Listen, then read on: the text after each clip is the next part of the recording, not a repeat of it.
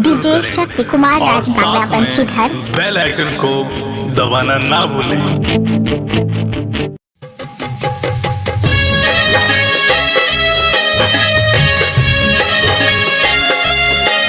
DJ Shakti Kumar Raj Neha Kumari Kurhani Muzaffarpur जिला।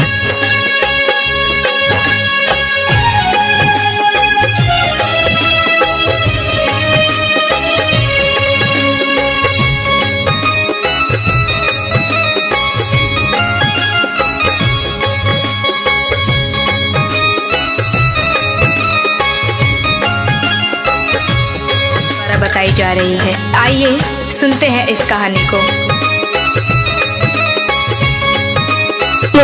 किसी और का जो शक्ति का काउन बिहाई। एक चिड़िया थी जो रोज दाना चुगने के लिए अपने बच्चों को घोंसले में छोड़कर दूर जंगलों के पार बस्तियों में जाया करती थी। एक दिन किसी घोड़े पर उसने चने का दाना पाया। वह उसे लेकर चक्की में दरने के लिए गई। दाल दरते दरते एक दाल खूंटे में फंसी रह गई। एक ही दाल बाहर निकली। चिड़िया ने उसे निकाला। किसी और का जो शक्ति का काउन बिहाई। चिड़िया बढ़ई के पास गई और उससे खूंटे में फंसी दाल बाहर निकालने को कहा। बढ़ई कुछ और काम कर रहा था, इसीलिए उसने ध्यान नहीं दिया। चिड़िया ने उससे बहुत मिन्नत की और उससे कहा, बढ़ही बढ़ही खूटा चिरा खूटा में मोर दाल बा। का खाऊं का पीऊं का लेके परदेस जाऊं। बढ़ई ने उसकी एक ना सुनी और उसे दुत्कार कर भगा दिया। फिर वह राजा के पास गई। चिड़िया ने राजा से गुहार लगाई, राजा ऐसे बढ़ई को दंड दो जो मुझ जरूरतमंद की बात नहीं सुनता। राजा राजा बढ़ही डंडो बढ़ही न खूटा चीर खूटा में मोर दाल बा। का खाऊं का पीऊं का लेके परदेस जाऊं। राजा के पास कहाँ इतनी फुर्सत थी कि नन्ही चिड़िया की बात सब काम छोड़कर सुनता।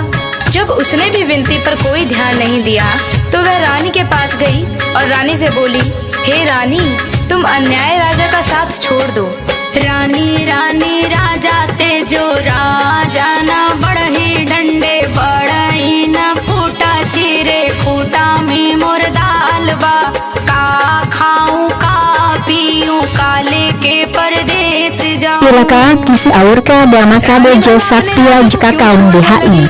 रानी ने रोती बिलखती चिड़िया की एक ना सुनी और उसकी बात मानने से इनकार कर दिया। फिर गौरैया उड़ी और सांप के बिल के पास जाकर रोने लगी। बिल से निकले सांप से अपनी विनती दोहराई।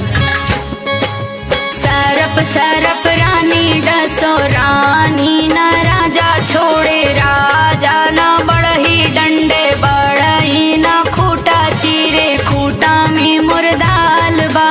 का खाऊं का पीऊं का लेके परदेस जाऊं। उसने अपनी राम कहानी सुनाकर विषैले सांप से कहा कि तुम जाकर उस रानी को डसो जो गरीब की गुहार नहीं सुनती। जो रानी सब कुछ जानकर भी हमें राजा से न्याय नहीं दिला सकी और न ही राजा को छोड़ सकी, तुम जाकर उसे क्यों नहीं डस लेते। सांप ने भी उसमें अपनी असमर्थता जताई।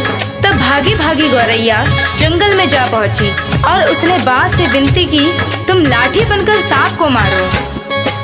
लाठी लाठी विषधर पीटो विषधर न रानी डसे रानी न राजा तेजे। राजा न बढ़ही डंडे बढ़ही न खूटा चिरे खूटा में मोर दाल बा। का खाऊं का पीऊं का लेके परदेस जाऊं। बांस की लाठी भी भला उस नन्ही गौरैया के लिए उस सांप से क्यों बैर मोल लेती। उसने भी इनकार किया तो गौरैया गुस्से से भर उठी और उड़कर भर भूजे के यहाँ भभक रही आग के पास जा पहुंची और उसे ललकारा, हे आग, तुम सारे जंगल को जलाकर राख कर दो। जिसमें वह बांस के पेड़ है जिसकी लाठी गरीब और बेसहारा के लिए नहीं उठती, कोई मुझे मेरा हक नहीं दिलाता। आग ने जब सारी बात विस्तार से जाननी चाहिए तो गौरैया ने अपनी राम कहानी उसके आगे भी सुना दी। आग आग जंगल जारो जंगल ना लाठी पटवे लाठी ना विषधर मारे विषधर ना रानी डसे रानी न राजा ते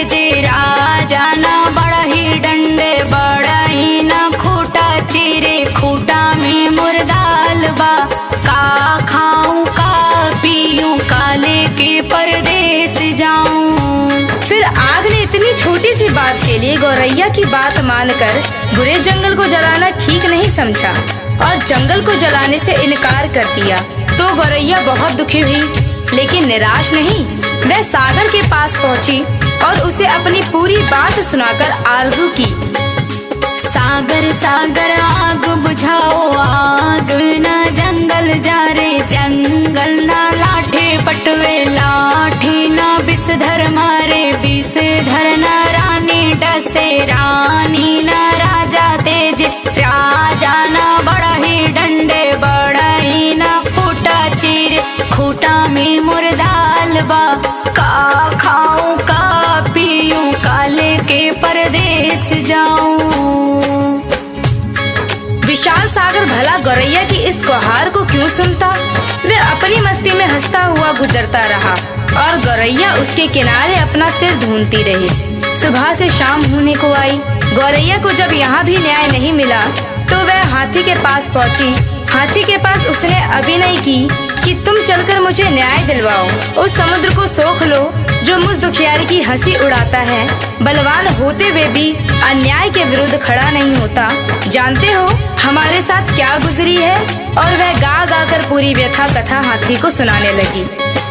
हाथी हाथी सागर सोखो सागर, ना आग बुझावे आग, ना जंगल जा रे जंगल, ना लाठी पटवे लाठी, ना विषधर मारे विषधर, ना रानी डसे रानी, ना राजा तेज राजा, ना बढ़ही डंडे बढ़ही, ना खूटा चीर खूटा में मुर्दाल बा, का खाऊं का पीऊं काले के परदेस जाऊं।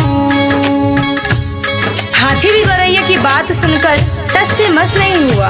उसने भी उसका साथ नहीं दिया और उसकी बातों को हवा में उड़ाता हुआ अपने लंबे लंबे सूप जैसे कान हिलाते मस्ती में आगे निकल गया। अब नन्ही गौरैया का धीरज टूटने लगा। वह थककर चूर हो गई थी। जहाँ की तहाँ बैठी लाचार सी होकर आंसू बहाने लगी। सारी दुनिया उसे अंधेरी दिखाई देने लगी। किससे उसने अपनी कहानी नहीं सुनाई, लेकिन किसी ने उसकी मदद नहीं की। बेसहारा लाचार की करुण पुकार पर कोई ध्यान नहीं देता। तभी उसके पैरों के पास एक नन्ही सी चींटी आकर उसका हाल पूछने लगी। उसने देखा नन्ही नन्ही चींटियों की एक लंबी कतार एक के पीछे एक बहुत ही अनुशासित ढंग से चली आ रही है। उसने ध्यान से देखा उनका अद्भुत संगठन और अथक परिश्रम। वे बड़ी फुर्ती, तत्परता और सुनियोजित ढंग से अपना काम मिलजुल कर किए जा रही थी। चींटियों ने आकर उसे घेर लिया और गौरैया से पूरा वृत्तांत सुना। सुनकर सहानुभूति के साथ बोली, बहन, इस दुनिया में रोने गिड़गिड़ाने से काम नहीं चलता और ना ही बैठकर आंसू बहाने से कुछ होता है। हिम्मत हार कर बैठना तो कायरता है। चलो चलो हमारे साथ, हम न्याय दिलाएंगे, कोई रास्ता निकालेंगे। चलते चलते चिड़िया यह सोचती रही कि भला यह नन्ही नन्ही चींटियां मेरी क्या मदद करेंगी, जबकि बड़ों बड़ों ने मुझसे मुंह मोड़ लिया और मेरे किसी काम ना आए। खैर चलो देखते हैं, कोई तो मेरी मदद के लिए आगे आया है। चींटी बहना हमारा साथ देने चली है तो उसकी फौज भी तो है उसके पीछे। फिर घबराना क्या, देखते हैं क्या होता है। गौरैया सोचती चली जा रही थी। तभी चींटियों ने उससे कहा कि तुम किसी पास के डाल पर थोड़ी देर बैठ जाओ और देखो मैं क्या करती हूँ। कैसे पहाड़ जैसा हाथी मेरे इशारे पर नाचने लगता है और तुम्हारे काम के लिए दौड़ा दौड़ा समुद्र के पास जाता है। हिम्मत हारने से कुछ नहीं होता, मिलजुल कर जुगत लगाने से ही समस्याओं के समाधान का रास्ता निकलता है। गौरैया फिर से पास के पेड़ के डाल पर जा बैठी और चकित होकर चींटियों की असंभव सी लगने वाली बातों को कारगरों से अपनी आंखों के सामने देखती रही। चींटी धीरे धीरे हाथी के पैर से सरककर उसके कान तक जा पहुंची। हाथी अपने सूप जैसे कान हिलाता सूंड से अपने माथे पर फूंक मारता ही रह गया और चींटी उसके कान में घुसकर उसे तंग करने लगी और उसे समझाने लगी, बड़े बड़े बलवान यदि अपने बल अहंकार में चूर होकर दीनहीन छोटों की सहायता ना करे तो उन्हें भी भान होना चाहिए कि काम पड़ने पर छोटे भी यदि अपनी आन बान के लिए अड़ जाए तो बड़ों बड़ों के लिए संकट पैदा कर सकते हैं।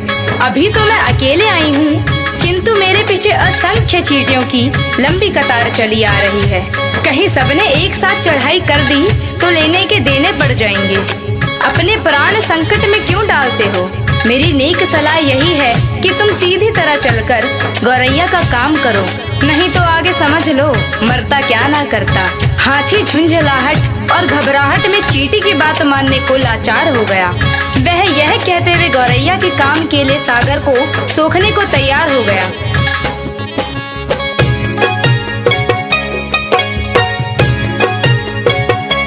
मोहे काटो तो मत कोई, हम सागर सोखब लोई।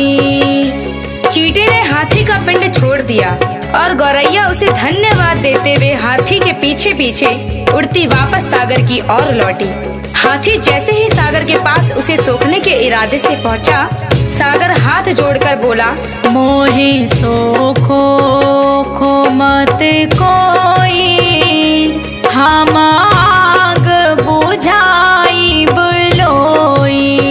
सागर जब अपने तटों की सीमा छोड़कर आग बुझाने के लिए उमड़ा, आग ने थर-थर कांपते हुए गौरैया का काम करने का वचन दिया और कहा, मोहे बुझाओ बुझाओ मत कोई, हम जंगल जारब लोई। आग जंगल को जलाने के लिए बढ़ी, गौरैया भी साथ में चली आ रही थी। यह जानकर जंगल ने भी वादा किया, मैं लाठी को सांप मारने के लिए तुरंत भेजता हूँ, लेकिन मुझे जलाकर राख मत करो। मोहे जारो आरो मत कोई, हम सारा मारब लोई। सांप की क्या मजाल जो जंगल की बसवारियों में अनगिनत लाठियों की मार से भयभीत ना हो। उसने भी बिल के बाहर आकर गौरैया को भरोसा दिया, मोहे मारो आरो मत कोई, हम रानी के डासब लोई। रानी ने जब सांप को महल में आते देखा और उसके साथ गौरैया को आते देखा तो वह पूरी बात का अनुमान कर पसीने पसीने हो गई। उसने हाथ जोड़कर विनती की, मोहे डसो सो मत कोई, हम राजा के तेजब लोई। रानी के उस वचन के बाद भला राजा क्यों अपने हट पर टिकता? उसे तो गौरैया की धीरज, अथक परिश्रम और सूझबूझ का समाचार मिल चुका था। उसने अपनी लापरवाही और अन्याय के लिए क्षमा मांगते हुए फौरन बढ़ई को बुलाने का वचन दिया और कहा, मोहे तेजो जो मत कोई, हम बढ़ई के डंडब लोई। फिर क्या, बढ़ई ने राजा के सामने आकर गौरैया की बात ना मानने का अपराध कबूल किया और थर-थर कांपते हुए राजा से गिड़गिड़ाकर विनती की, मोहे डंडो मत कोई, हम खूंटा के चीरब लोई। गौरैया को और क्या चाहिए था? गौरैया बढ़ई के साथ उस चक्की के खूंटे के पास पहुंची जिसमें चने की दाल फंसी हुई थी।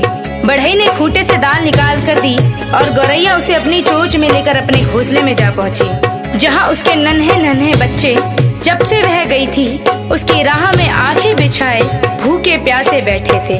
बच्चों ने चहचहाकर उसका स्वागत किया और वह अपनी चोंच से चने का दाना अपने बच्चों को खिलाने लगी और गुनगुनाकर पूरी कहानी सुनाने लगी कि कैसे उसने अपनी हिम्मत से काम लिया। बड़ों ने उसकी बात मानकर उसकी मदद की, लेकिन जब वह केवल रो गिड़गिड़ा रही थी तो किसी ने उसकी बातों पर ध्यान नहीं दिया। मदद के लिए आगे आई तो वे चींटियां जिसकी संगठित सेना के सामने हाथी भी लाचार हो गया। सच ही कहा गया है, सब उसी की मदद करते हैं जो स्वयं अपनी मदद करना चाहते हैं।